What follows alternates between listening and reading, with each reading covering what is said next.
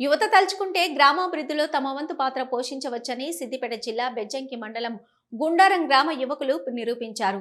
తాము చదువుకున్న పాఠశాలకు ఏదైనా చేయాలన్న ఆలోచనతో వాసంపల్లి రాజు, వడ్లకొండ నరేష్ తమ మిత్రులతో కలిసి గుండారం ప్రాథమిక పాఠశాలను అభివృద్ధి చేయాలని నిర్ణయించారు.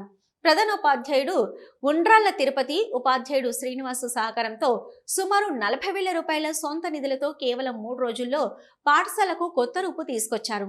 పాఠశాల గోడలపై ఆకర్షణీయమైన చిత్రాలతో పాటు జాతీయ రాష్ట్ర చిహ్నాలు, భారతదేశం, తెలంగాణ చిత్రపటాలు, పండ్లు, కూరగాయలు, ఎక్కాలు, నెలలు, వారాల వివరాలను అందంగా చిత్రీకరించారు. విద్యార్థులు ఆటపాటలతో పాటు చిత్రాల ద్వారా సులభంగా నేర్చుకునేలా పాఠశాల పరిసరాలను తీర్చిదిద్దారు. తాము చదువుకున్న బడిపై అభిమానంతో యువకులు చేసిన ఈ సేవను గ్రామస్తులు అభినందిస్తున్నారు. గుండారం యువత చూపించిన సేవా స్ఫూర్తి ఇతర గ్రామాల యువతకు ఆదర్శంగా నిలుస్తుంది.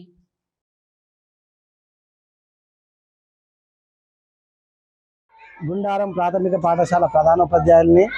మరి ఈరోజు మా గుండారం ప్రాథమిక పాఠశాలకు గుండారం యువకులు ఎంతో దాతృత్వాన్ని వహించి ముందుకొచ్చి సుమారుగా 40,000తో మా పాఠశాలను, ప్రభుత్వ పాఠశాలను ప్రైవేటు పాఠశాలకు ధీటుగా ఆకర్షణీయంగా రంగులతో తీర్చిదిద్దడం చాలా సంతోషంగా ఉంది. ఈ సందర్భంగా గుండారం యువకులందరికీ కూడా పేరు పేరున ధన్యవాదాలు తెలియజేస్తున్నాను.